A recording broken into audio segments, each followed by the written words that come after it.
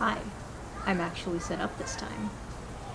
I was hoping that, it would be a little quieter, but of course, as soon as I hit the record button, my neighbors decide it's the perfect time for a conversation. But I have the script pulled up, I was ready to go.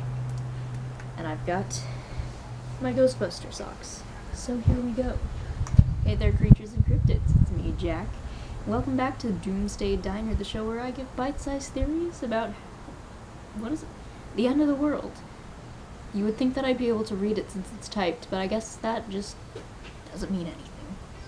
Today's episode is on Halley's Comet. Admittedly, there isn't much in the way of, present-day theories, but there is some about the past. And I also talk about what would happen if the comet were to actually hit. Ooh. I'm sorry. I have arachnophobia, and I thought I felt something crawling on me. Back to the script. Line! Spoiler alert. The comet isn't going to hit the Earth. But what if it did? Now let's get into it. First off, what is Halley's Comet? Halley's Comet. It's not a comment. Halley isn't commenting on anything. And yes, I did look up how to pronounce it. Halley's Comet is a periodic comet, meaning it returns to Earth's vicinity.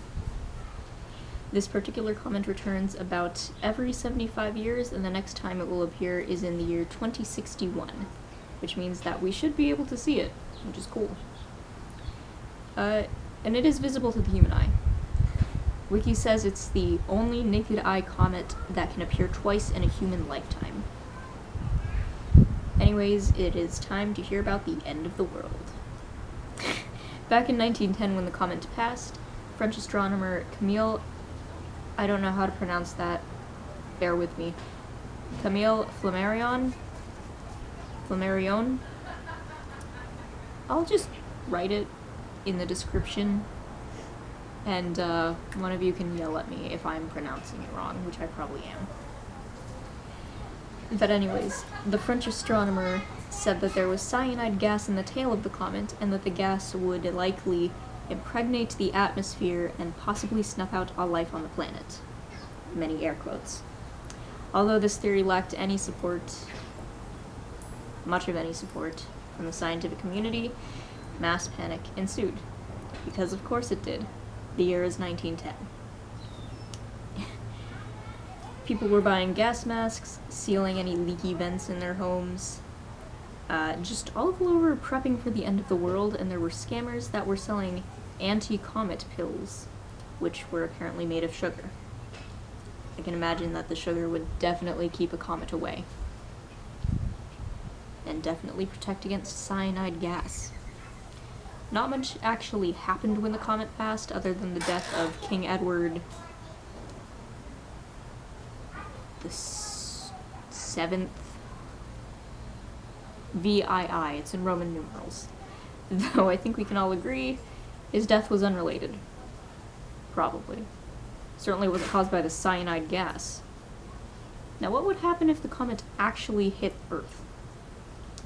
So, if it actually hit Earth, which it won't, it would create a crater 22 miles deep and 55 miles wide.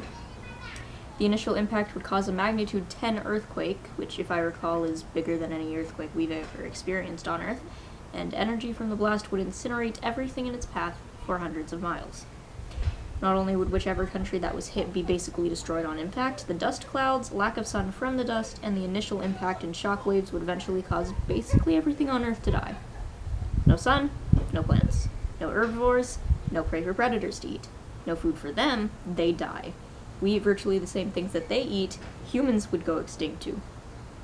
Not looking too great. My thoughts.